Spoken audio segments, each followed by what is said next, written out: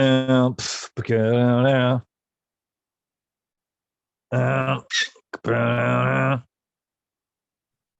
everybody, that's Ben doing the Go Pack Go for you. So welcome in. We got the Hafeman brothers special going over the Packers roster cuts and all that good stuff.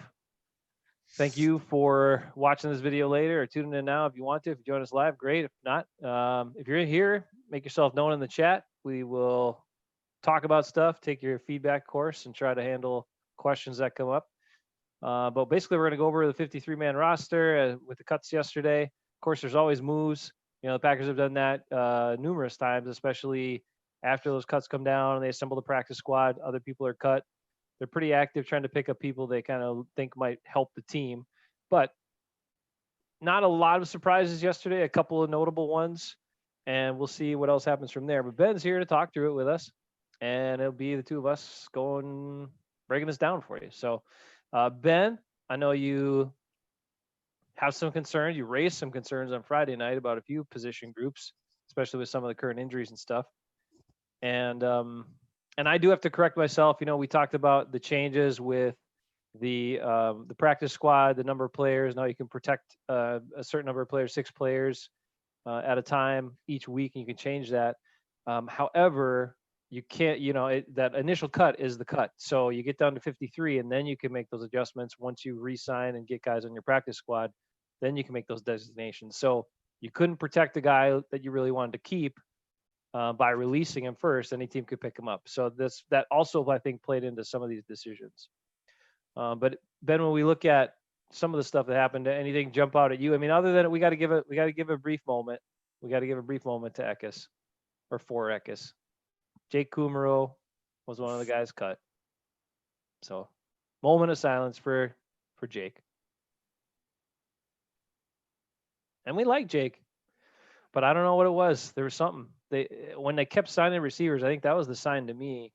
When they kept signing more and more of these receivers, Ben, and then they were searching for something that they didn't like, that they didn't have, and Kumaro was the odd guy out in this equation. So that's what happened. So sorry, Jake.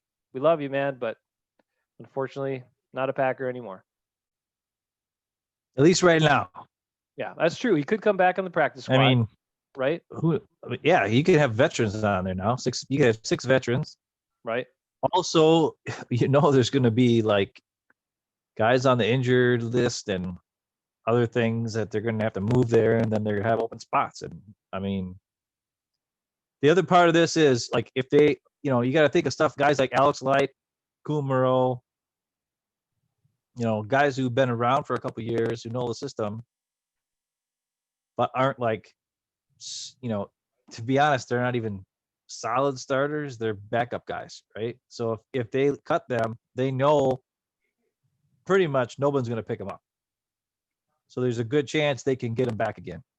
And I think that's the difference between why you see, Alex Light and Kumaro getting let go when there's younger guys or, other guys that are kept, is that maybe they're like, okay, if we do happen to lose either of these 2 guys, we can replace them with something else. Even though because they're going to have to do some injury moving around. And that's part of the thing. The other thing with Kumaro is, I mean, let's face it, even if he was on the team, would he play on offense all that much now that EQ's back? Barring injury, yeah, then maybe he would. But otherwise, I mean, let's face it, I would rather see EMBS out there, Lazard and Adams and Jones and Tanyan. That's the guys. Like if there was a 3 wide receiver set, I'd rather have Tanyan out there than Kumaro. I think he's a better blocker. He's just as fast, and he can catch as well. And to be honest, sometimes Kumaro just looks kind of goofy out there when he's out there. I mean, I hate to say it, but. And then there was a couple times I can remember watching the games where he'd miss a block or something, and I could see him getting mad. Like right after the play, he's like his guy made the tackle on Aaron Jones or something because his guy missed his block or whatever it was. And it's like, I don't know. It's sad. The thing that's really making me more sad and more mad is the fact that Aaron Jones has not had an extension yet. That's what makes me mad. Because I think the fact that they haven't given him an extension, that means, hey, guess what? Aaron Jones is not going to be a Packer next year. So that bothers me more than, Kumaro getting cut. But what are you going to say? I don't know. We're talking about the roster cuts right now, right? Okay, sorry. But Yeah. that's all right. That's all right. Well, let's dig into them. We'll get you up here in just a second. I'll pull up a share so you guys can see what's going on and Ben can see what's going on. But yeah, I mean the roster cuts themselves. Like I said, I said that in camp, and I think obviously when you don't have preseason games and stuff like that, and the team mentioned that before, that they didn't think there were going to be a lot of opportunities for other teams to really see your players showcased. And with that, they didn't think there were going to be as many, guys scooped up from other teams, even off of practice squads and stuff like that. And that could factor into some of these cuts too. They want some of these guys back in the practice squad. They're pretty sure they're going to get them because who else has the tape on them unless they really loved them before the draft. And the other part is, I think that also meant not seeing football games because, like everybody's seeing, there's a handful of guys that really, maybe they're not showing up that great in practice, but in the games they kind of stand out and then end up making the team. You didn't have that, so I think a lot of the cuts were pretty predictable and not that many surprises. Quarterbacks, they kept all three quarterbacks. They only had three quarterbacks in camp, and they kept all three of them, with Love being a first-round pick, Rodgers being who he is, and Tim Boyle being a really good backup. So those guys are pretty straightforward. You figured they were all of course, they weren't going to let Love go. The only question was, would they cut Tim Boyle to get another player at another position? And seeing in the reports we've heard that Love is not even close to ready to playing, I think they really want to make sure that Boyle's there as a backup. Running Which only infuriates me and all the Packer fans that Love is taking up that stupid spot when we could have had Queen on the team instead of guys that are hurt. I mean, yeah, and why this year? Like, I mean, again, I said it way back when. What the Packers did in drafting Jordan Love was saying that they didn't believe there was another good prospect in the next couple of years, or another prospect that was going to be good enough in the next couple of years, which is crazy to think. Well, we'll get not only that, but we'll get to it with all of the holes at pretty much three or four key areas on the team. We'll talk about when we get there. But okay, let's do running back. Rick says he agrees with you, Ben. There's a good chance of seeing some of these guys back in Green Bay. I think so too. Aaron Jones. Hey, Rick, how you doing? Glad you made some time for us here this afternoon. Running backs, again, pretty much what we expected, Ben. The only question mark was Dexter Williams, who they invested a pick in. Would he still be around? And the answer is no. He's had some chances and was not good enough, so he's gone. Aaron Jones, Jamal Williams, who apparently has had a really good camp and looked really good. A.J. Dillon, of course, second-round pick. And then Swerve and Irvin, who is kind of that chess piece that they can use, and they're going to use a lot in the slot and receiver too. So I like those guys. Well, the other key... I like the backs. Yeah. I mean, the other thing, there's two things that I noticed with this running back group here. The number one thing, Tyler Ervin, who is a running back in name, yes, but apparently he was lining up at wide receiver in the slot most of the time in camp in offensive sets. And then he's also, the main kick return guy. So that's his role. So he's listed as a running back, but he's really more of like offensive weapon type guy. I don't know if he's actually, I think he could get in there and play if they needed him to. But let's face it, I think he'd be the fourth guy in the depth chart as far as getting in the backfield and like I formation or single back sets or whatever it is. And the other thing that really comes out at you, especially when you see how much the Packers ran out of, I formation and offset formations with two back sets with a fullback, we got no fullback. I know we got DeGuara, who's a H-back or whatever they call him. But bottom line is the guy didn't play fullback in college, never played fullback before in his life. And it's a little bit different when you have to get a head start. You're starting in the backfield. You've got a little bit of space between you and the guy you're supposed to block. And you have to go up and then adjust to that guy coming at you and block and make the play so that the running back behind you can run. And I know Lovett was also, he's a former quarterback, so I don't know how much he actually had practice in that as well. But it's still one of those things where I don't know how much I formation we're going to be seeing, or how much running out of the I formation we're going to be seeing. It might be more of a gadget thing, or like a, showing like it's I formation when really it's going to be a pass, and maybe, DeGuara or like Jay Sternberger was back there the last couple of games of the season in the playoffs when he came back from being injured, right? He came out and he was, because Vitaly got hurt, so they had Jay Sternberger playing fullback for a couple of games at the end of the year, right? And that's, but I don't know, I don't remember him blocking that much, maybe a little bit here and there. But it's definitely going to be different, and we'll see what happens there. If they go to more just single back sets, or having both running backs, having like AJ Dillon and Aaron Jones, or Jamal Williams and Aaron Jones, or whoever both back there, and then you don't know which one's getting the ball or who's blocking and who's, I think there'll be more of in this offense with the running game. It might be less power run at you and more deception, with like things moving around here and there and there and there, and you don't know where the ball's going. The next thing you know, Aaron Jones is sneaking through there, or AJ Dillon is pounding up the gut, or who knows what. But it could be interesting to see how that all works. But no fullback is different, especially considering how important they said the fullback was last year. Back to you. Well, and we saw how they didn't really use Danny Vitale a whole lot last year either. So I think, Well, yeah, the other thing that's going to stand out, and I think he was in the game. Right. He was in the game sometimes, but never really featured. But Sternberger, like you said, played a lot of that fullback role when he came back, and he actually was in most plays. I mean, he wasn't going on pass routes; he was blocking a lot, which was kind of odd. No. So hopefully, between he had Sadie's zero and catches last year. right? So between Sadie's and DeGuara, they're going to fill more of that blocking role. I don't know how often they'll put Sadie's in the backfield, but Tanyan, I think they think he can do that. So, and maybe he's shown some good stuff in camp. But the other part that's going to be interesting is I think that's some of those offensive things are why you see some of the numbers you see, why you see the number of receivers they kept, why you see the number of tight ends they kept, all kind of factor into, I think showing us how this team's going to play, but also that flexibility. For example, Tyler Irvin, a running back, but they are definitely going to use him in the slot and inside receiver quite a bit. So that gave them the luxury to only keep 5 receivers on the roster.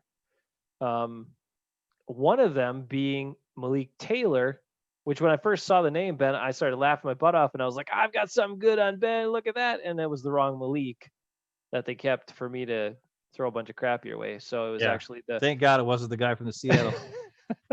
that guy wasn't any good. Right. This guy is from Ferris State. He played college at a small college from Ferris State Division II, but he ran a 4.41, I think, or 4.42 40-yard dash.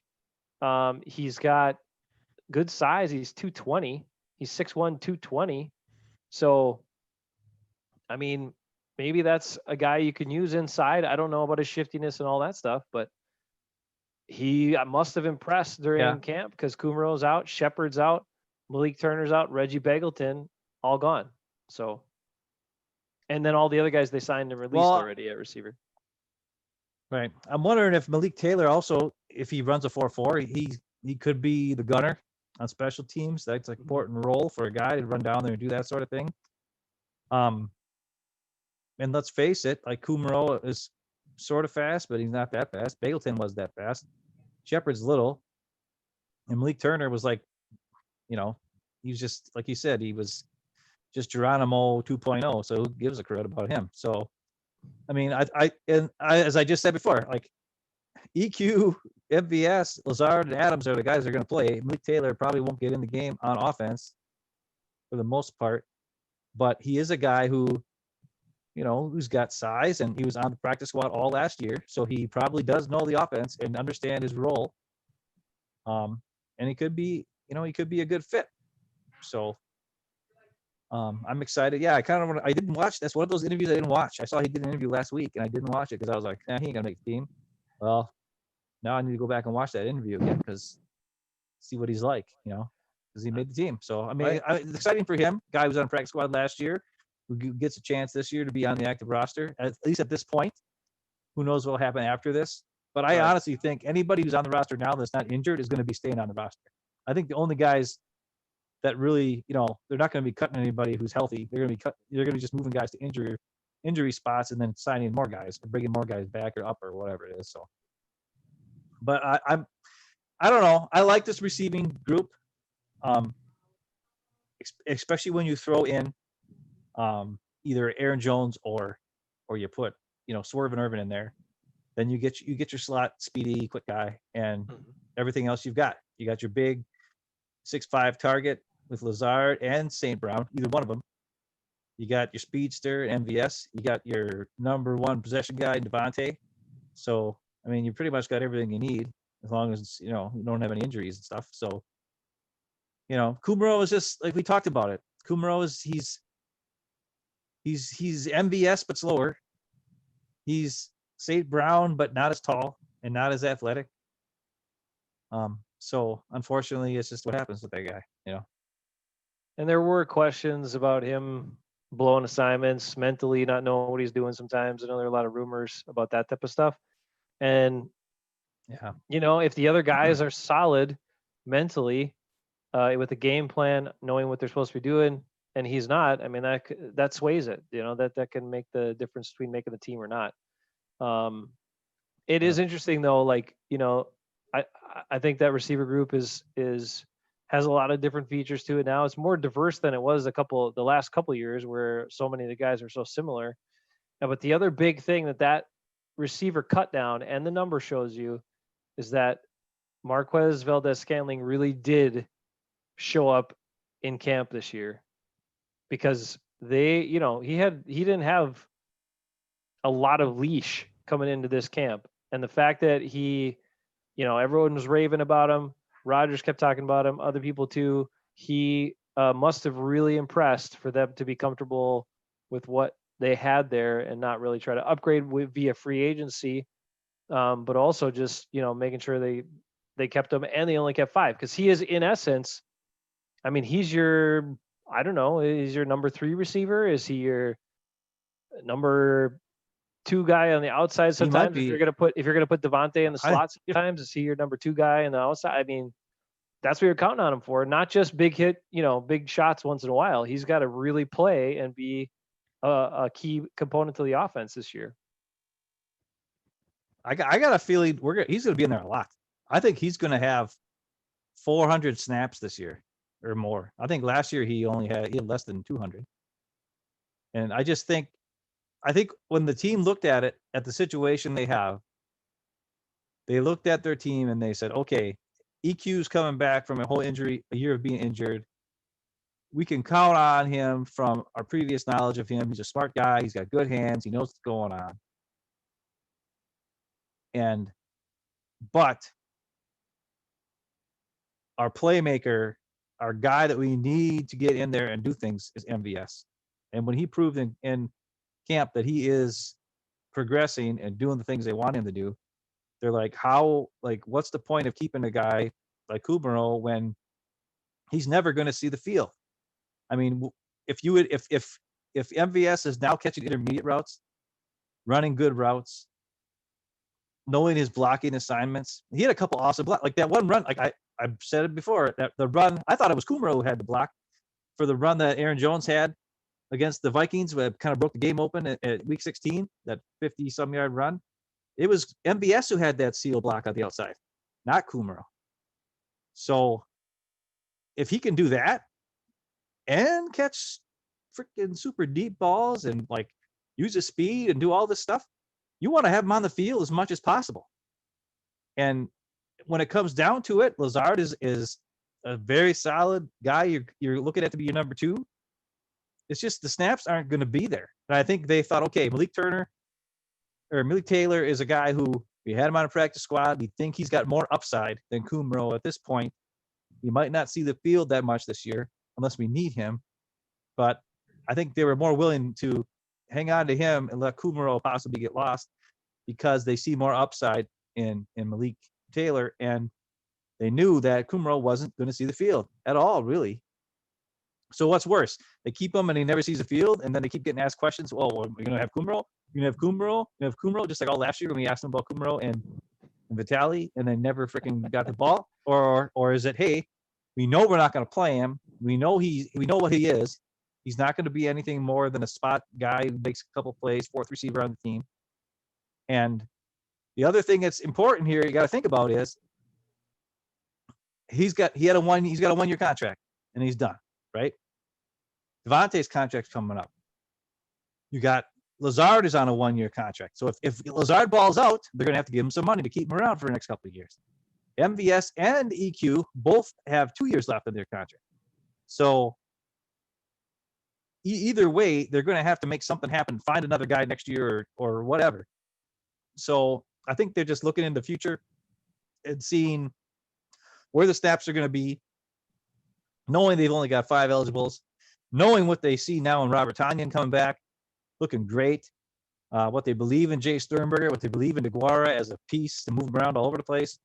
And they just said, hey, we just don't have enough spots to get this guy in the field. Anyways, let's use a guy who we think has more upside, keep him on the team at this point. So hopefully Eckes is okay with that. I am. I mean, I hate to say, it sucks, but I like the guys that they have. And I've said that before when, in previous shows when people are complaining about getting more receivers in there. You gotta get some receivers. Where's the receivers? I'm like, these guys are good. And these guys, and like, who's gonna play? Like, I'd rather see those 3 guys. Lazard, Devontae, and MVS. I'd rather see those 3 guys on the field at all times than anybody else. Fair enough. I mean, that gives you the best, certainly the best advantage in terms of abilities, comfort with Rodgers, best known. And then if there's an injury, of course, St. Brown has had some chemistry with him before and should know the offense well enough. And then you work this young guy in, and if he says he wants to dig into the details in that interview that he had this week, and if he's on his P's and Q's, if he's really on it and knows what he's doing, then you would think they could tune that up pretty quickly too. Bernard is here. Hey, Bernard, how you doing? Rick said he's smoking some hens and chicken parts on the grill, so he had some time to hang out with us. And mom says Adrian Peterson is now with the Lions. So man, that guy's still playing, still getting signed, still playing. Wow, amazing. As a running back, they said he might have a chance to pass Barry Sanders this year if he gets enough carries. On the all-time list for rushing. That's crazy. So that'd be weird if he did that. Yeah, especially since he destroyed his knee halfway through his career and had to rebuild that and come back, and still have been really pretty productive. I mean, impressive. Bernard's here. Bernard, what's up? That's what he says. What's up, Ben? All right. Yeah. Tight ends. That's what I say. Let's go to the tight ends, Ben. Again, really no surprises here. The big question was how many would they keep? But all these guys, when Tonyan showed up and was doing awesome, then he earned his way in, and you got 4: Sadie's, Tonyan, Sternberger, DeWara. Two picks from the last 2 years or in the 3rd round, and then those other guys. And Evan Bayless is the only guy out. So, Evan, I like your number, but he wasn't going to make the team, so that was it. I think it's a versatile group, like we said. They got and LaFleur's talked about this before, Ben, too, about how they each have their strengths and can each be used in different ways and do something differently. So I think that's what you see. It's a very well-rounded group of tight ends, with Tonyan probably being the most well-rounded or versatile of all 4 of them, which is interesting. But each guy has really places the Packers can plug and play him and make him be effective. Well, I would hope that Tonyan is the starter based on that, but I don't know if they might start Lewis, just, have him as the starter, but then he doesn't play it. You know what I mean? Like Tonyan actually comes in and plays more. Who knows? Just because he's the veteran, I don't know how that all works, but I think this is going to be the exact opposite of what I just said about the receivers. Like in the case of the receivers, I want to have those 3 guys out there almost all the time whenever they're running 3 receiver sets. When they're running tight ends, it all depends on what you're doing. If it's short yardage, let's get Lewis out there with DeGuara or whoever is the best blocker out of those other 3 guys. Do some blocking, do some sneaking, doing whatever. If you see a mismatch with, like, the other team has got linebackers like we have, for instance, hey, put in Sternberger and Tonyan and see if they can stay with them. They probably can't. Those guys are going to be open a lot, and they're going to have a lot of nice passes to those 2 guys. It all depends on what you're playing and who you're playing against. And it's a very different tight end unit than we've ever seen as Packer fans, I think. Because for years and years, we've either had one guy who's supposed to be the guy, which goes all the way back, except for, I mean, when we had Fatty Boy, Keith Jackson, and Chimura, that was different where they played them both at the same time. But for the most part, we always had Ed West was the toolbox. He kind of did a little bit here and there, but he blocked and he caught those 2-yard touchdown passes, stuff like that. Then we had for a little short time there, we had Chimura and Keith Jackson, and Jackie Harris was in there a little bit, but not too much. And then it was Chimura pretty much doing everything. Then it was Bubba Franks. Then it was Jermichael Finley. Then it was really nobody for a couple of years there. And then they kept trying to find a veteran for 4 years in a row, and none of them worked. And then they said, well, I guess we'll put Richie Rogers in there. Actually, Richie Rogers got cut yesterday too, which kind of sucked. He got cut from Washington, I think, or something like that.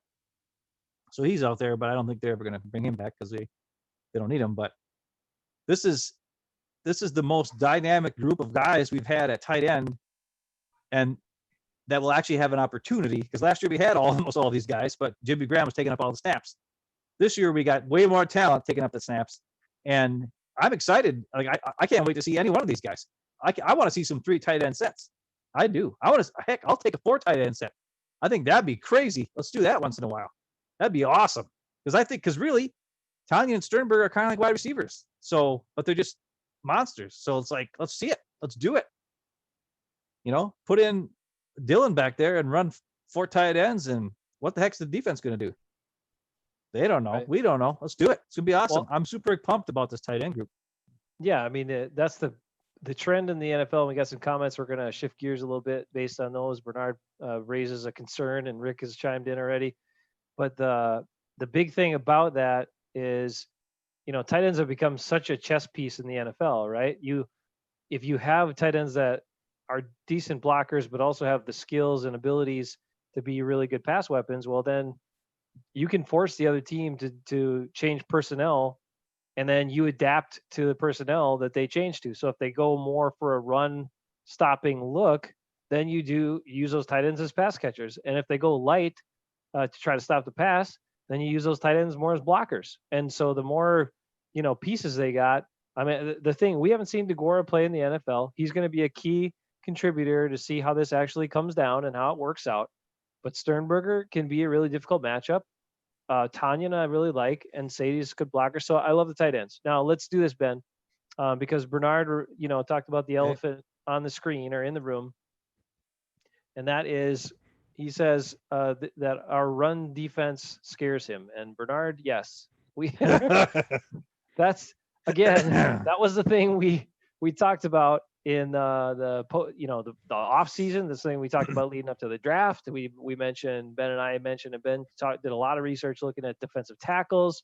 We freaked out when they didn't take Queen at the linebacker spot when they drafted up. We thought they were going to Queen. They did virtually nothing to address They did nothing. That run. They got Christian Kirksey, but they lost Blake Martinez. Now Kirksey could be a bit of an upgrade. And Fat Girl. Right. But I mean, Ben, look at this defensive line. And Bernard, this is what should scare you the most. And Rick chimes in, yeah, it could get ugly again. Maybe they can scheme things better for the run. I don't know. Maybe they can help their players out by running a slightly different scheme. But this defensive line group, look at it. You got Kenny Clark. It's the same as last year. And somehow you didn't sign anybody. Like, that's the weird part to me about the Packers roster moves. And also what happened was there was not a lot of bringing guys in, bringing in competition.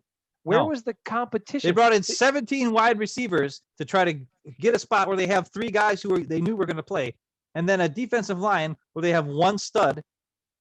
They didn't bring anybody in. Nobody. It makes no sense. Not only that, they're not even enough to go too deep on the defensive line, which means Kenny Clark's going to play 800 snaps again. Right. Somehow Montravius Adams is on the team again. Like, that's because he's a 3rd-round pick by Goody. If you didn't bring in anybody that's better than that guy, I mean, that's a disservice to this team. That's a disservice to the fan base. That's as a service to everybody. And then especially when you knew your run defense was terrible. And where does it start? It starts with the defensive line.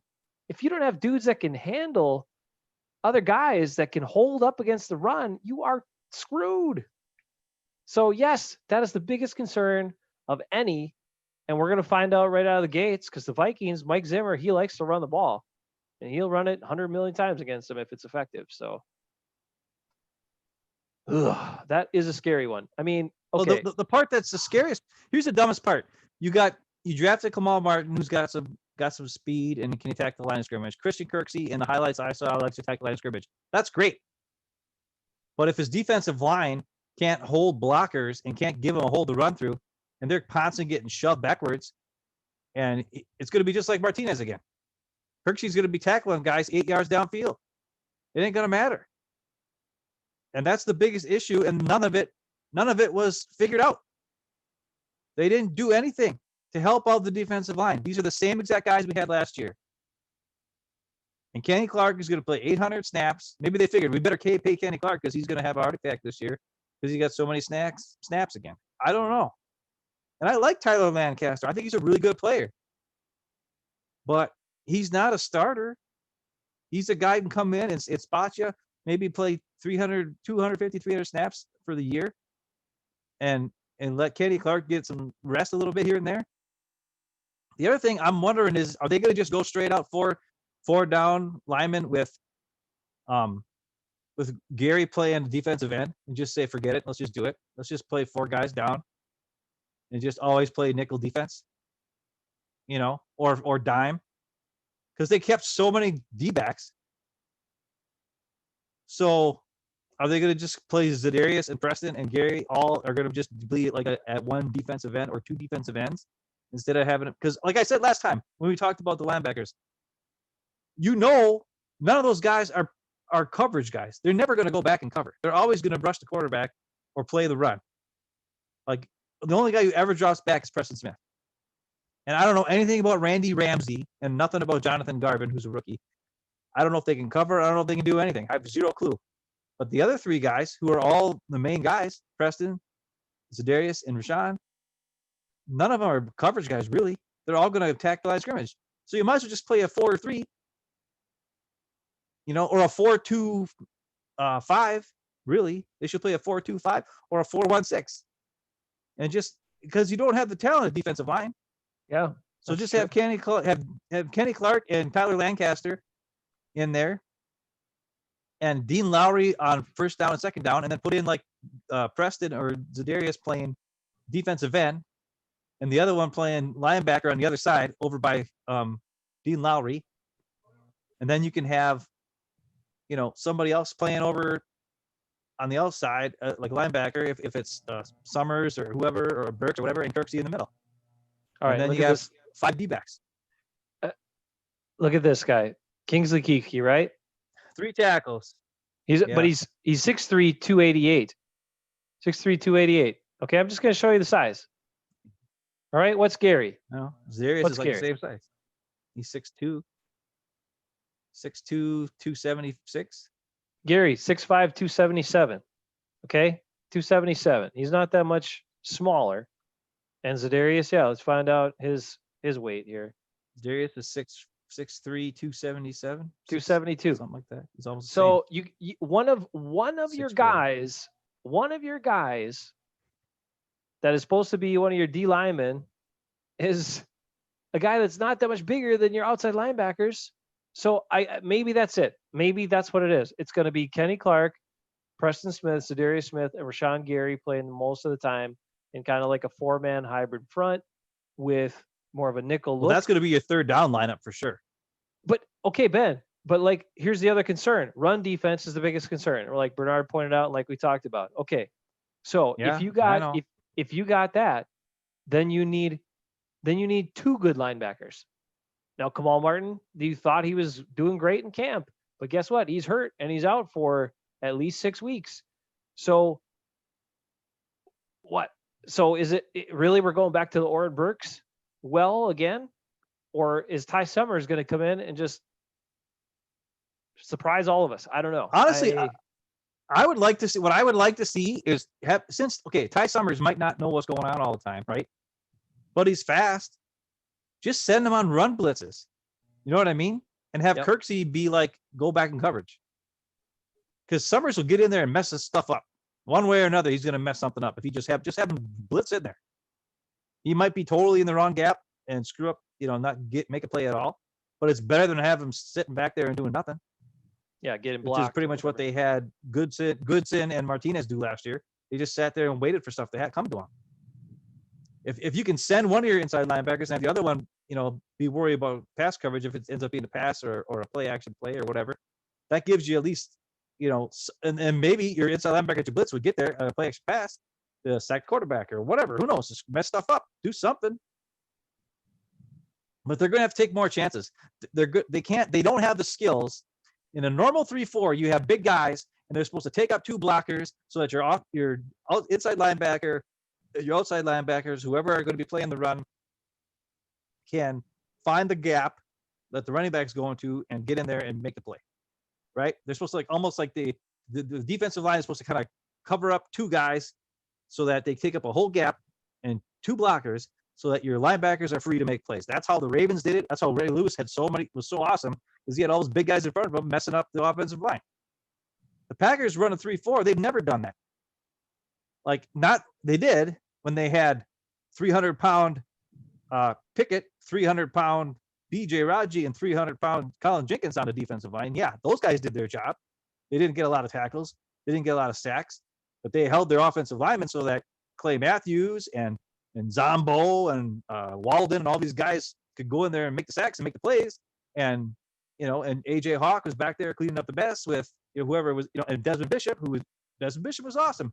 He would play coverage. He'd blitz sometimes, but he was able to do that because the defensive line was big enough to hold their own against one or two offensive linemen. These guys are not doing that. Kenny Clark doesn't do that. There's times where I see Kenny Clark get blocked by one guy on running plays. No. And I don't know if it's a scheme thing or what. But if you're going to have these guys, and that's the other thing. Think of the outside linebackers the Packers had when they were running the 3-4 most of the time in the early 2000s, like in the that kind of thing. Matthews was 240, 250 later on at the most, and Zombo was like 237. Mm-hmm. Walden was like 227, 230 something at outside linebacker. None of those guys were 277, 275 or whatever Gary and Za'Darius are. It's almost like they don't know what they're doing.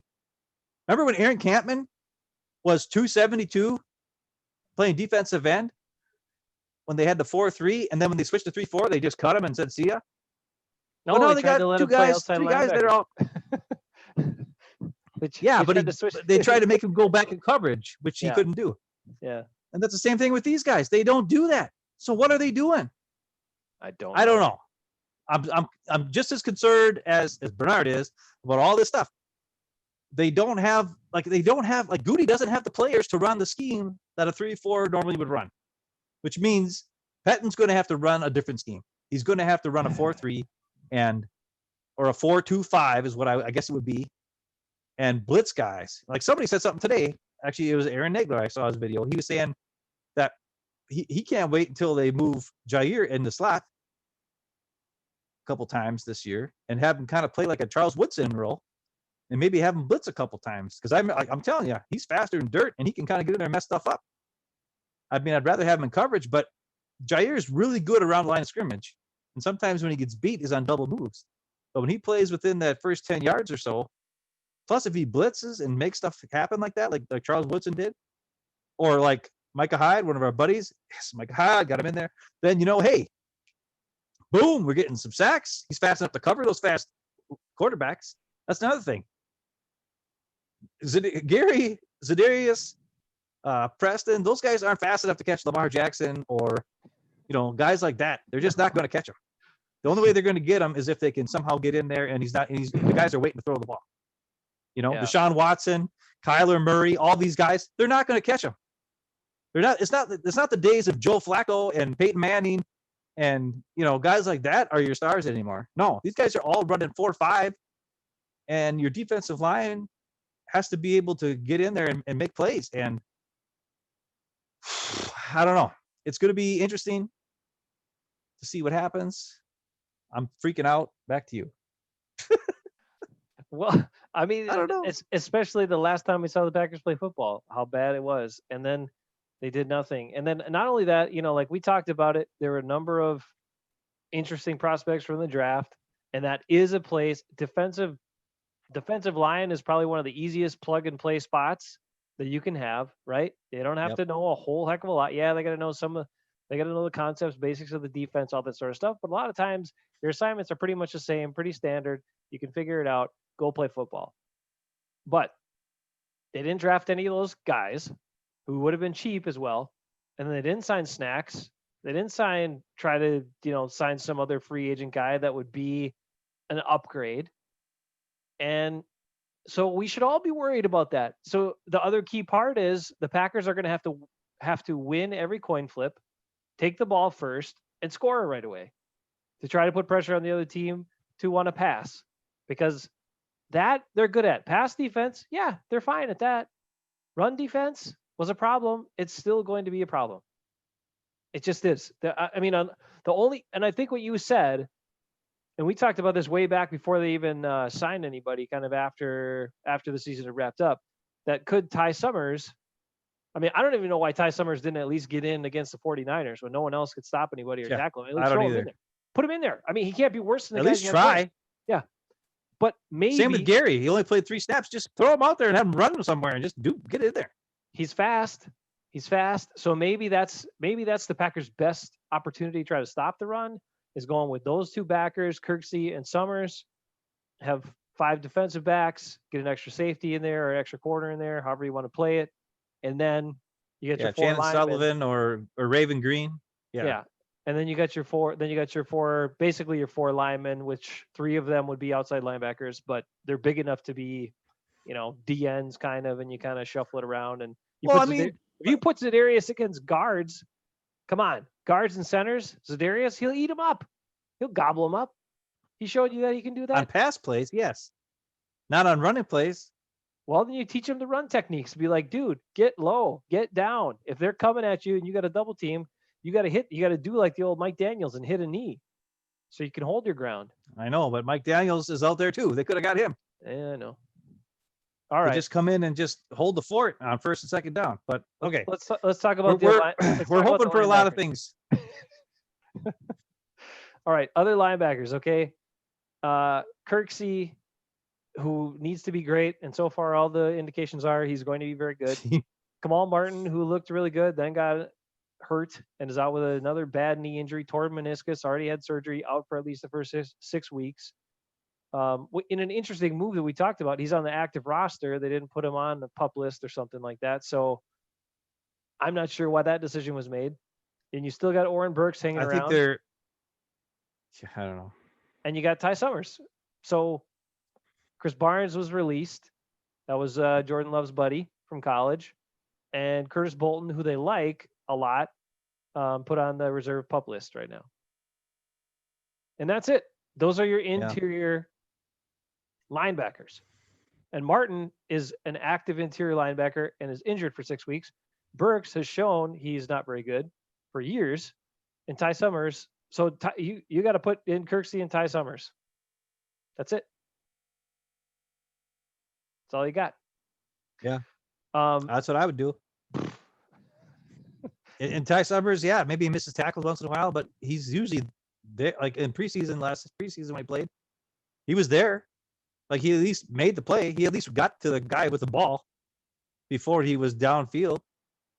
And if he at least, messed up something instead of just guy running free for 7-8 yards, and next thing you know, he's gone for 23 yards. At least Ty Summers would get in there and like slow him down. Yes. At least he has the ability. I don't know. He has the ability to make game-changing plays. So he might miss some, he might blow some tackles, but he has the ability to make a big pass breakup because he's so fast, or force a fumble, or tackle a guy for a loss, or whatever, or cover a guy that you didn't expect the linebacker necessarily to hang with. He has those abilities because of his speed. So get him on the field, be a bit of a trial by fire, but who cares? I mean, you can't be any worse off. And Burks, I know he's a Goody draft pick, and we'll talk a little bit about the Goody draft picks. One interesting note about that, Ben, this is totally Goody's team now. We talked about that. Yeah. The Packers enter the 2020 season with 15 of their 17 draft picks under contract from the past 2 seasons. So that's Goody's last 2 drafts. His first draft was terrible. A lot of those guys aren't around anymore.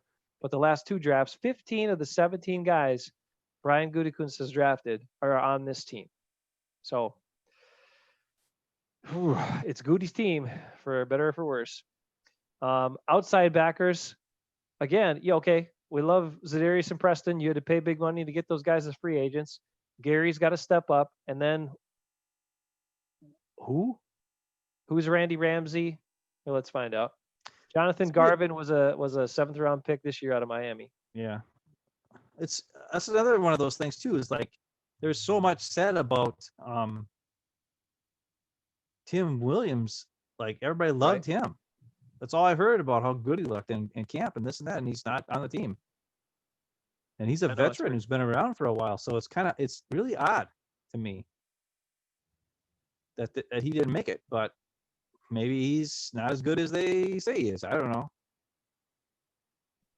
And now you kept a guy at outside backer who's 238.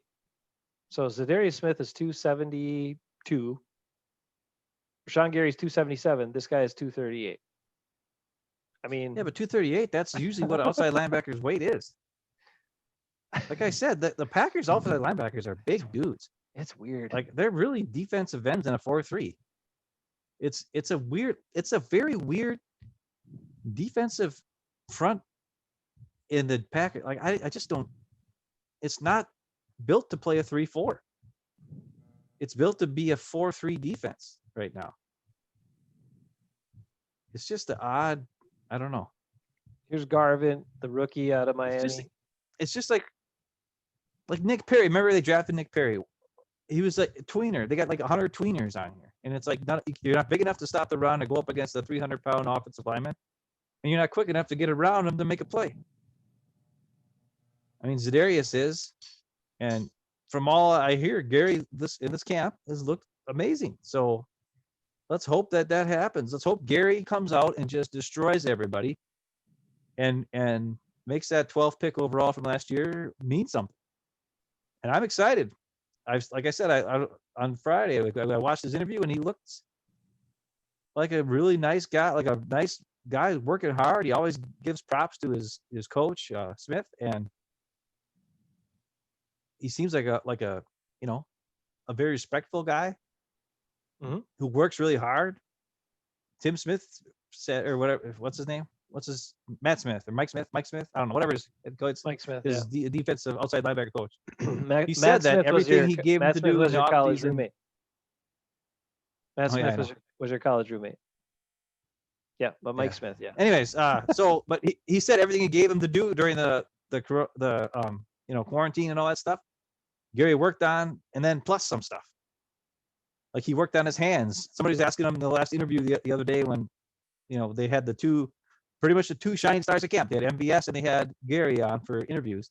And Gary said, somebody asked him about his hands and all the stuff. Like, you've been working on your hands and this and that. And he's like, I always worked on my hands, but I really, made an emphasis this year, to work on that and this kind of thing. And people are saying he's got more than just a bull rush move. He's got spin moves. He's got a swim move. He's using his hands so that the offensive lineman can't grab him and get a hold of him, which is only going to help him in pass plays and really against the run.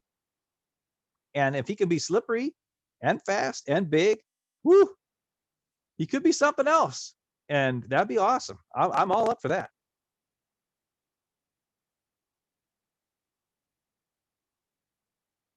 We're hoping for it, Ben, because I don't know. He's got to be something. Okay.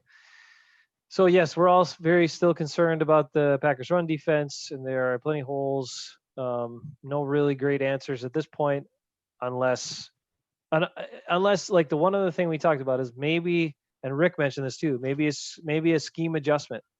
So maybe you go with that lighter defensive line, and you tell those guys to penetrate. You want a penetrating attacking defensive line, and their speed and their size would be good for that. And while that could leave you exposed at times, because if you penetrate, sometimes you open some big holes, sometimes you make big plays in the backfield, sometimes you open big holes. You do, if you have fast linebackers behind it to clean it up, hopefully it doesn't hurt you too bad, and a fast safety like Savage. So I don't know. Maybe that's what it's going to be. And if they do that, then it all makes sense. If they don't do that, it makes zero sense. Let's talk about the defensive backs. Okay, so Alexander King, Shannon Sullivan, who's one of our favorites. We like that. Josh Jackson, who apparently had a very good camp so far and has looked much better. He's a second-round pick. He better be good. I better start to finally come around and play. Kadar Holman, who they liked and drafted last year, made the active roster, and then Kibion Ento also made the team. So I didn't know who Stanford Samuels was. I didn't know Deshaun Amos. We didn't see any preseason games, so I don't know those guys at all. But pretty straightforward there, other than the fact that they kept 6. So, sometimes you only keep 5 corners. They kept 6. And then they kept 5 safeties. 5 safeties is the bigger one to me. That is, that's pretty wild. I mean, I think what happened was, I just thought Will Redmond. I know Scott looked great in camp. I know they loved his speed and playmaking ability, and I just don't understand why they still kept Redmond. I understand he's been a special teams guy that's been pretty good, but special teams, you got to work these young guys in anyway. So I don't see why you'd keep a guy just for that, because Will Redmond has been pretty bad every time he's actually got a chance to play defensive back. Yeah, he's missed a lot of plays. So I would say that one I don't get. I think he must be kind of like like a Jared Bush type guy, I guess. Maybe he's a guy that can actually, he might be better Jared. I mean, I don't know, but I mean, where they can count on him on special teams, he can come in a pinch to play free safety or whatever. But honestly, Vernon Scott seems to be the guy who made some plays this camp, and I would think he would be higher up on the depth chart than Will Redmond, just like you just said. And then Raven Green is kind of like one of those guys where they want to use him kind of like a linebacker, slash safety around line of scrimmage type guy. So maybe he's the guy who's actually not a safety, but like a linebacker safety, coverage on third down type. He can cover the tight end or back out of the backfield and also blitz or play the run or whatever. I don't know. And you got to remember that first game against the Bears when he actually got to play last year, Packers defense was awesome. And Raven Green was making plays and he was stopping the run and he was doing stuff. And then he got hurt and then they kind of sucked. They weren't stopping the run as well. And I know it was the Bears who can't run the ball and their offensive line stinks, but still, he might have been the key piece of that team that after we lost him, they just didn't know what to do. So, all right, let's take a look at that might be where he's at. Let's take a look at Raven Green, Ben, because this is the thing I didn't realize about him until I looked into it a little more. Because I understand the Packers were he's not as big as everybody says he is. He's not very big. He's a small guy. I know. Like, I'm pulling him up here. He's not even 200 pounds. Like, that's I know. That's not a guy you is going to hold up as like an alternate linebacker for 30, 40, 50 snaps a game. I mean, no. Guys that are 200 pounds, but that's what everybody talks about. 300-pound linemen come at him all the time, have to deal with that crap. I know, but I like Raven Green. I think he's produced. I think he's made some good plays for the Packers, and when he's in there, but he's more of a guy that you bring in certain spots. Well, look at Will Redmond. Redmond's like 180 pounds. Right. He's even smaller at safety. It's like ridiculous. He's tinier than all the corners. And it's like I don't know. Because Savage is small too, right? They don't have a lot of size. Savage is almost 200 pounds. Yeah, he's about the same size as Raven Green. So you're gonna stick Darnell Savage as your other linebacker. That's basically what you're doing, except he's not as fast. Yeah, except Darnell Savage is way faster than Raven Green. Maybe that's what they're gonna do. They're gonna put Savage in there as the nickel linebacker and dime linebacker, or nickel at least. And have him blitz, and then put Vernon Scott at free safety. That wouldn't be bad. Vernon Scott can make plays. And he's smart. And he's pretty tall too, isn't he? Like 6'2", 6'3"? Let's look at him. Yeah, 6'2". Something like that. Yeah. So there he is. Vernon Scott makes the team. He impressed. The coaches. He impressed Larry McCarron with his one play against a major college opponent. This big video Larry did. But anyway, I mean, so that, I think our secondary is pretty damn good. I mean, I think Right. it's probably the most solid unit on the entire team, just outside of running back at this point.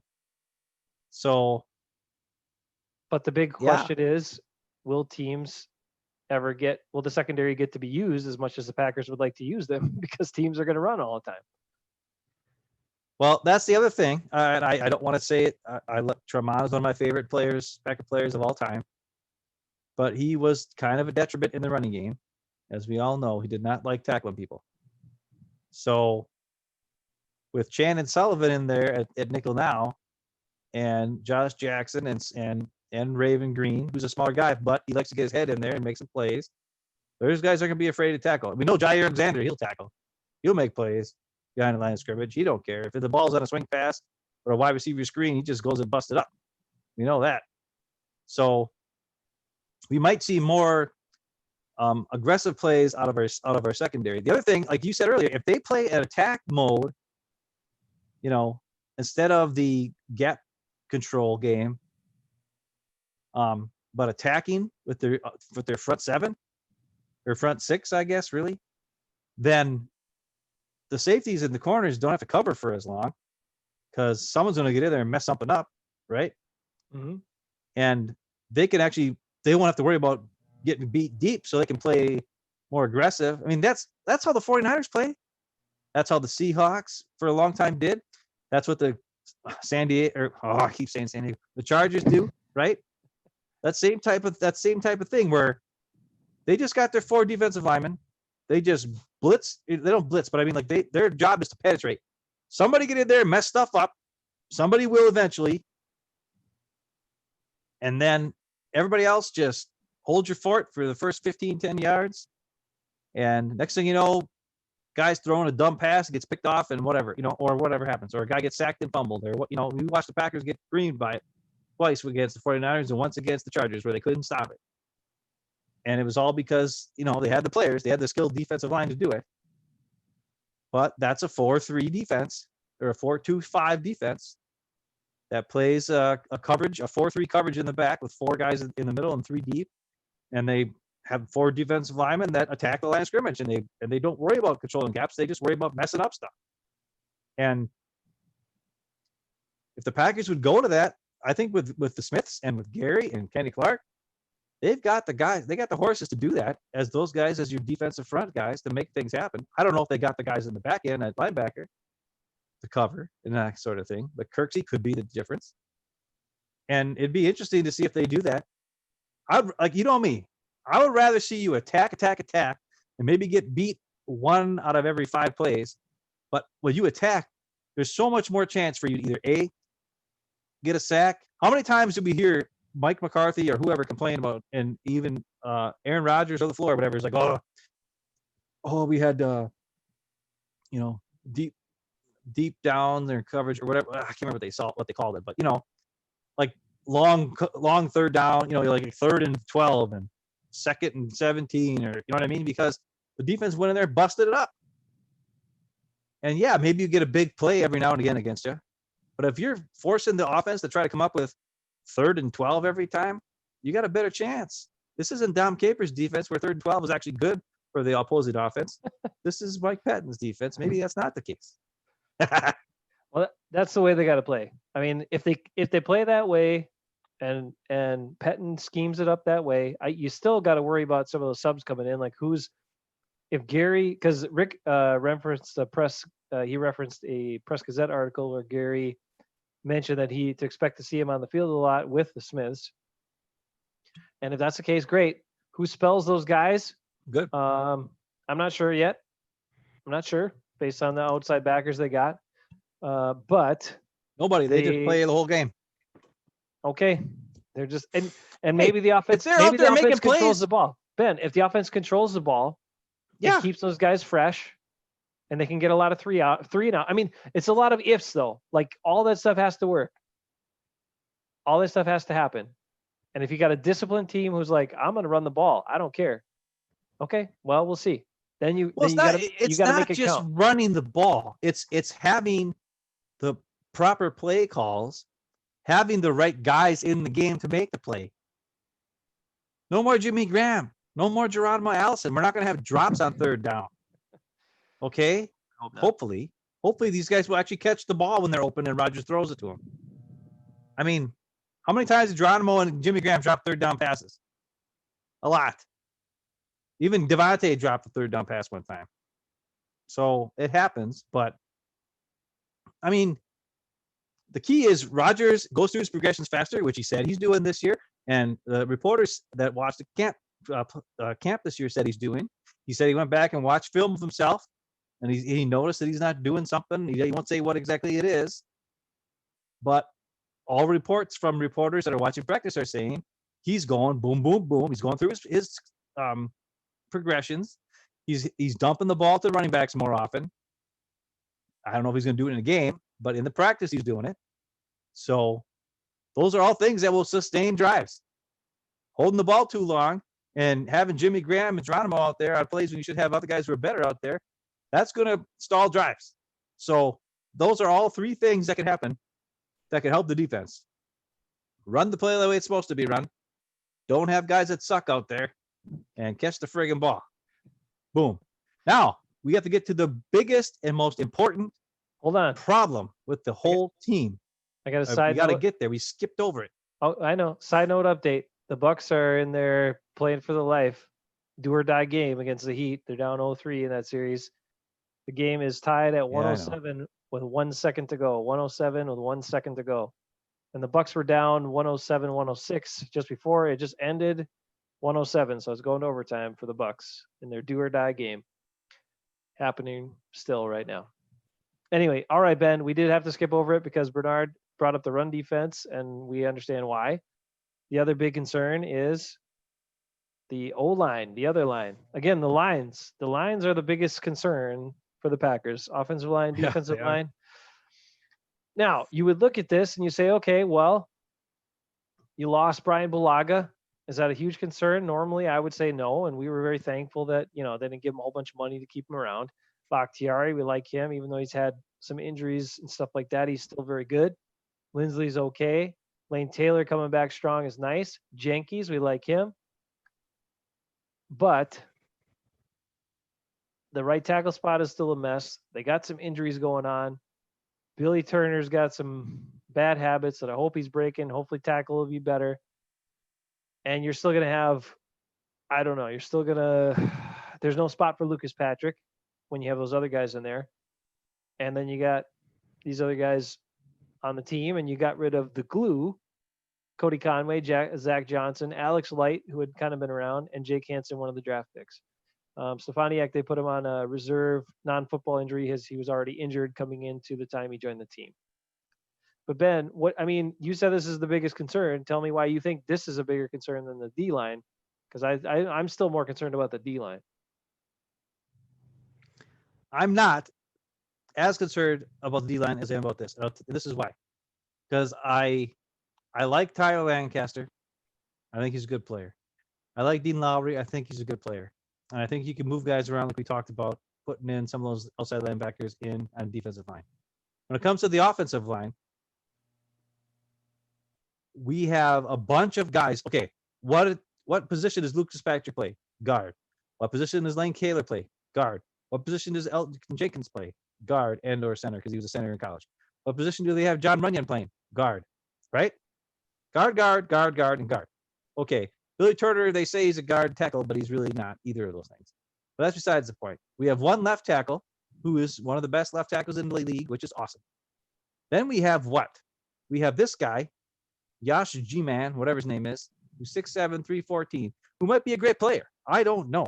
But apparently he hasn't really played or practiced much this camp because he's been kind of hurt. Okay, so we have a possible tackle who's kind of hurt. We have Billy Turner, who they said has no chance of being back for week 1. Okay, so that guy can't play right tackle. And then we got Rick Wagner, who's been in and out, hurt here a little bit, kind of bummed up, nicked up. It hasn't been practicing on a consistent basis all camp either. So after that, why did they not keep Alex Light? At least he's not injured and he's played tackle before. He's not the greatest guy in the world, but at least he can play tackle. And he knows the system because he played it last year. I don't understand. So you're telling me we got a guy who hasn't been in camp all year, who's 24 years old. You got a guy who's been in and out of practice and might not be able to play week 1.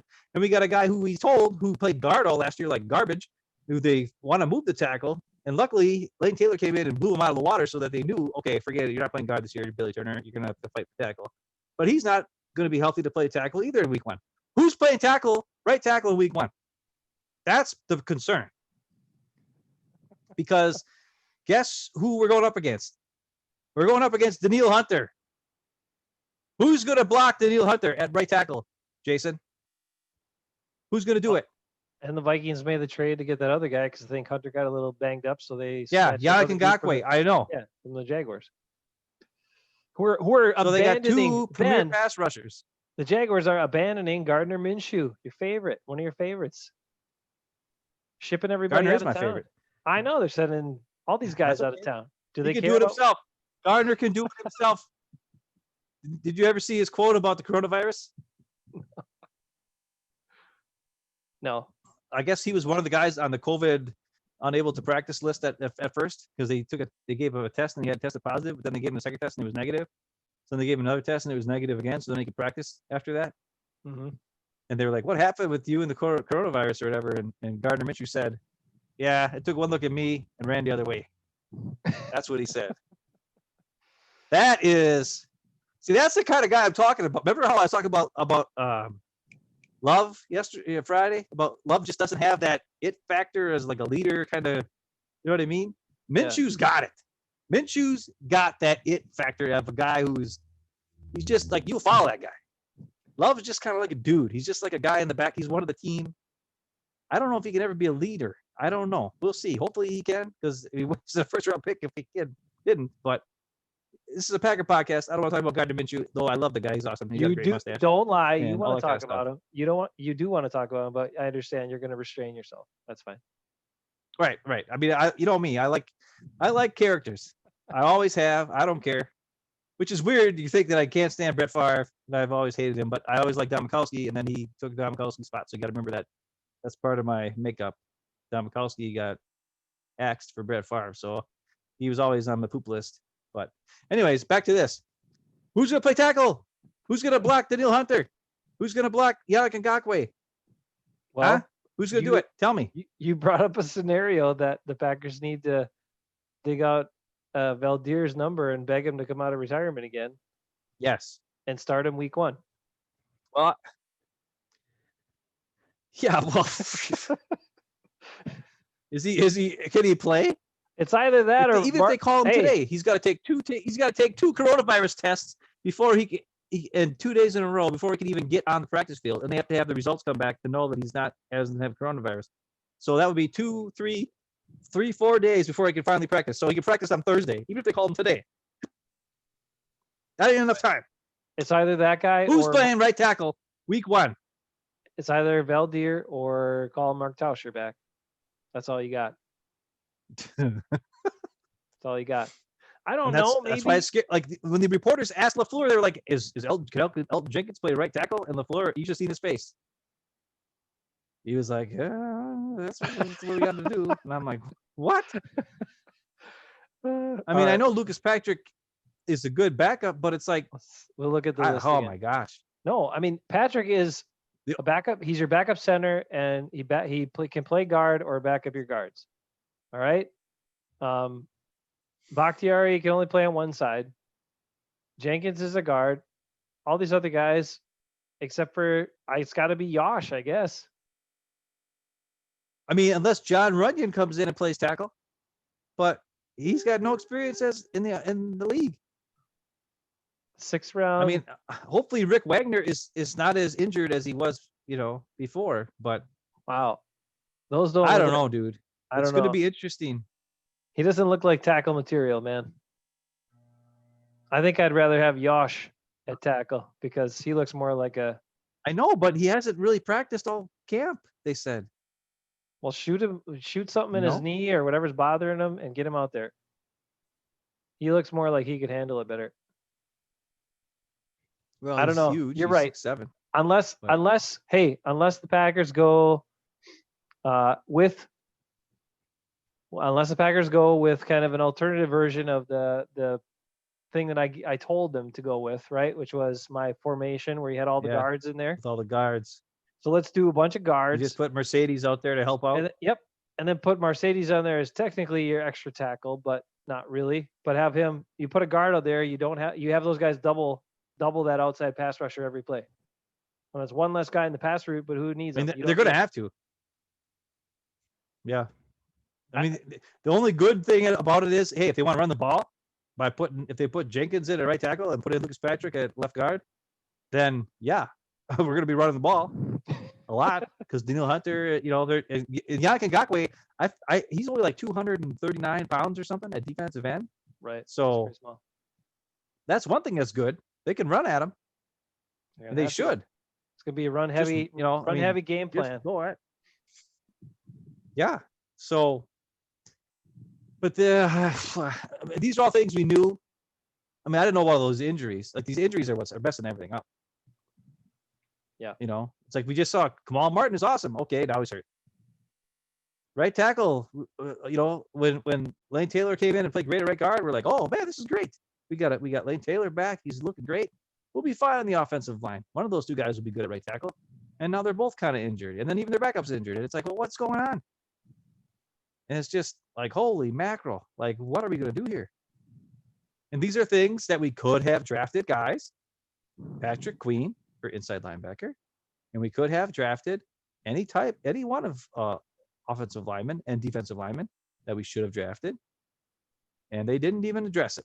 And they didn't really sign anybody other than Rick Wagner. And that was the only guy, Christian Kirksey. But they let Martinez go, let Balaga go. They let all these guys go. And then they signed guys who were lower in pay, and I get it, who hopefully can make things happen. But their weaknesses, and it's going to be interesting to see what that starting lineup on the offensive line looks like on Sunday at noon. Let's go out the Bucks. LaFleur better get peppered with some questions about that because this week, because I don't know. Well, Goody should be. Goody's press conference is supposed to be today at 5:30. Coming up or something soon. like that, or You can catch 6:30 -ish. that. We'll sign off here in a little bit. The Bucks are holding a 2-point edge, 111 to 109 with 58 seconds to go, trying to keep their hope alive. I don't know how much hope there is left after they lost that last game, but trying to keep hope alive. Let's hope they can. Yeah. Maybe they can do it. Maybe they can turn it all around. I don't know. They need a lot more Kyle Korver getting shots because he can make shots when other guys can't. And they need a lot more Connaughton making plays and a lot less turnovers. And they need to make the free throws because one of the first game of the series, they made as a team, they made 50%, like 50 some percent or 60% free throws, while Miami made 96%, only missed 2 free throws. So got to make your free throws, man. Well, I hate to say it. You know how they could not turn the ball over that much and make all the free throws is if they had a guy who had to be a 90, 50, 40 guy. Oh, wait, they did have that last year. And then they let him go. I know. They traded him away. I mean, and they signed the wrong guys. Just to say about the Bucks, yeah, I mean, they invested money in keeping around Eric Bledsoe, and I like Chris Middleton, but is he Wrong. He disappeared in He disappeared in last year's playoffs. Yeah. When he had to defend hard the whole game, he couldn't shoot because he was exhausted from defending hard the whole game. So he basically, his defense took away his offense. But you put all your money in him and Bledsoe, who's, I've told you this before, and you were like, how is that a good point guard? The only things that Bledsoe is really good at is driving, and he's good at finishing inside. He's terrible at passing. He's terrible at driving and dishing because usually he turns it over because he's not good at seeing the court. He doesn't have good court vision. And then the other thing people say, well, he's a great defender. He gets beat off the ball all the time. He's little and he's fast. He shouldn't get beat off the ball, but he does. So the only thing he's really good at is driving and finishing. He is good at finishing, but he's not a great outside shooter. He's very inconsistent. and you stuck a whole bunch of money into that guy. So you needed a point guard that was Should have been Brogdon. distributor. Yeah, you needed a point guard that was smart, distributor, could make the passes on time, and also a solid defender. And Brogdon was much taller. And I get Brogdon wanted to leave Milwaukee, but it's weird. Yeah, he did. It's weird. I know. Anyway, Bucks. And maybe Basic- now we know why he wanted to leave Milwaukee because of all this, all this racial, police stuff going on. Maybe he was pulled over a couple times and he's like, "This is bullcrap, and I'm out of here." Who knows? He did say it was one of the racist cities he's ever been in and all that stuff. And Brogdon's an outspoken guy. Coached under Tony Bennett, the great Tony Bennett, UWGB star, and played in the NBA as well. But the thing with the rest of the team was I love Brook Lopez. I love the Lopez brothers. I love a bunch of these guys. I think they're a great team and a bunch of great guys, but they don't have the right parts. Does that sound familiar for Wisconsin sports? Okay, well, that's why we're hoping the Packers adapt to their parts. They need to adapt to their parts to make this successful, Ben. That's the key. All right, the Bucks are up 112, 109 now. Let's see. Let me refresh. 45 seconds to go. They got one more point. Okay, was there anything else to cover? There are a couple guys cut. Now, again, some stuff could change with if the Packers claim some guys, okay, or decide some of these free agents that sat. I don't know if guys haven't been in any sort of camp at all in any sort of shape. I don't know if you can sign them and expect them to play, but maybe an offensive line or defensive line, they're going to have to do that. Well, they're going to have to. But there are some guys out there that hopefully they can get some good waiver claims and bolster at least those units. I don't know if there's a starting right tackle out there anywhere, but maybe. I don't know. We'll see what Gutekunst has to say about all this because, yeah, there are obvious holes. And there's holes on every team. Don't get me wrong. We know that. Holes on every team. Not every team. But not this many. And not where you completely ignored a bunch of them in the draft. And then you still have the holes. That's kind of weird. However, the Packers play in a terrible division, so we still think they should win it no matter what. That's true. Jimmy Graham's the best bear. We're good there. The Vikings don't have anybody to scare you on offense past 10 yards down the field. That's good. And the Lions are the Lions. They did pick up Adrian Peterson, I guess. So maybe, but he's like 97 years old, so that might not matter. The Heat just made a 3, so now it's 113 to 112. Bucks are up by 1.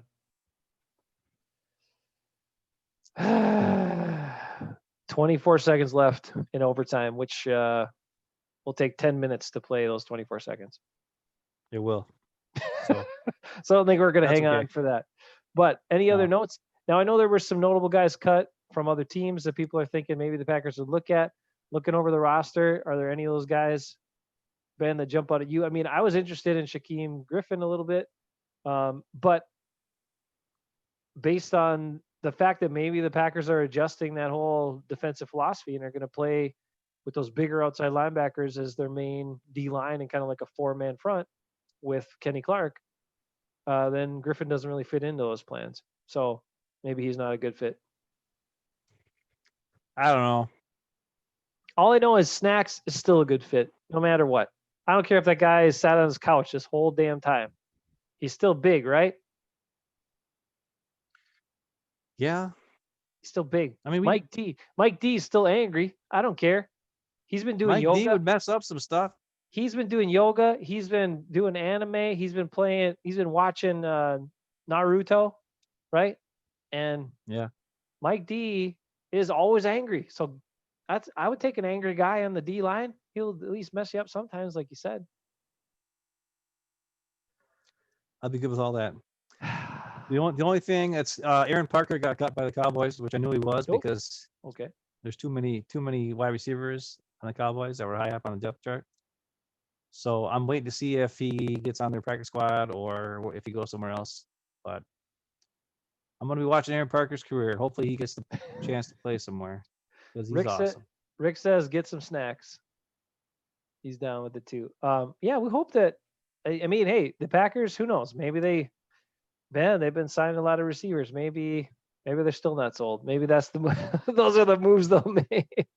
Another fifth receiver. That's the thing. It's so like if they signed Aaron Parker right now, I'd be mad because why? We need defensive line. We need offensive line help, not wide receiver. We got the receivers. We got the tight ends. We got the running backs. Our skill positions are actually great. It's the other guys on offense that I'm worried about. The defensive line, or offensive line, and the defensive line. And those are the areas you can't suck at. That's how you win. The best Packer teams always had great offensive lines and great defensive lines. Period. End of story. It's the way it's always been. And they've had okay guys at other spots. Or solid guys, but not like amazing guys. You know? I mean, think of all the guys.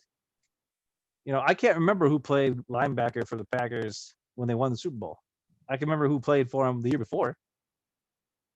But I honestly can't, like the 2000 or the 1996-97 team. Because I know Bernardo did start that year. He started the next year.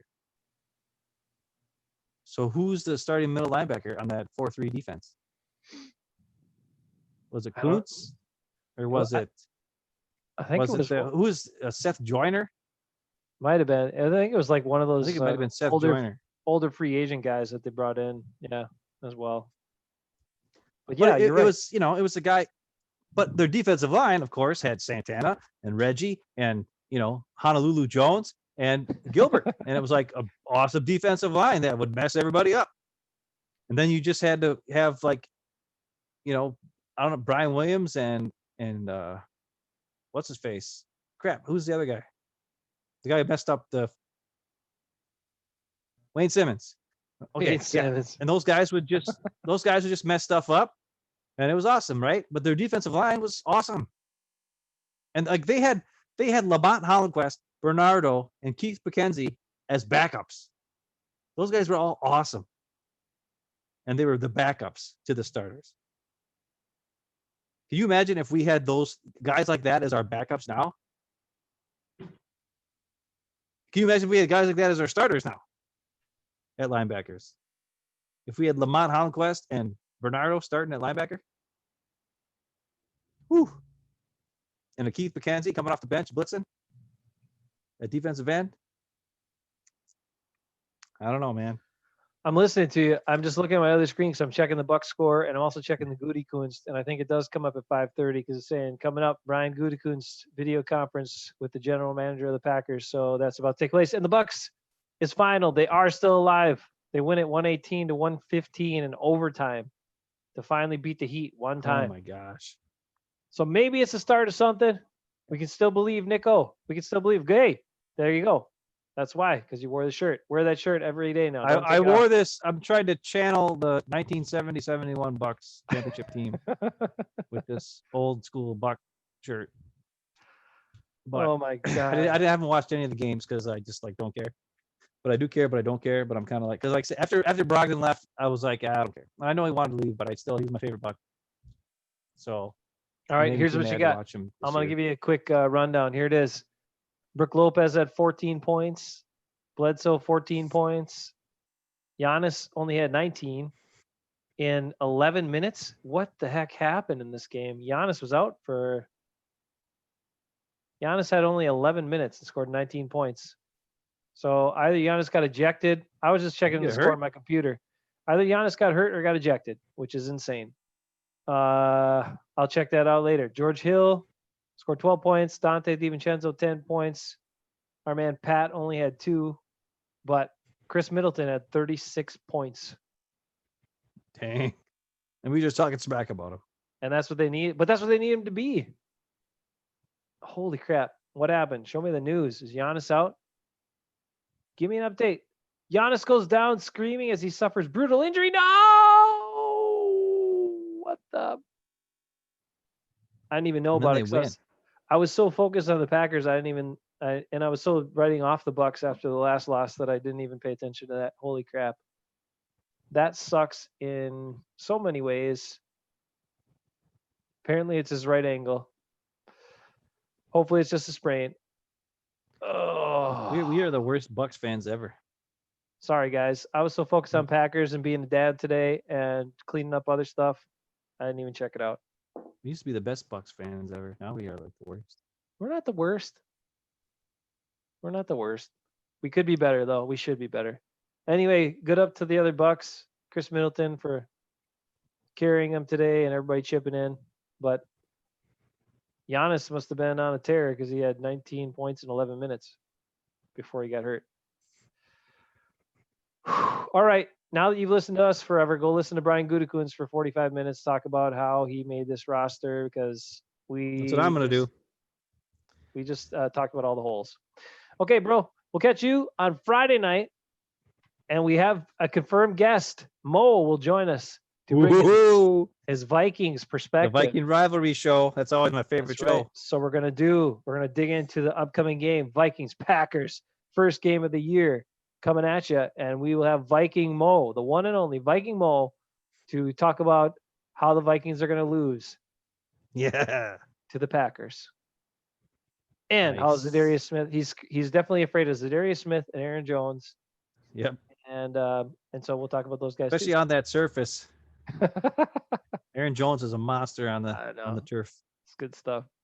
All right. Thanks for hanging or checking out even for a little while. Whatever works for you. We're always here for you no matter what. Even if you only watch for 1 minute, we're still here.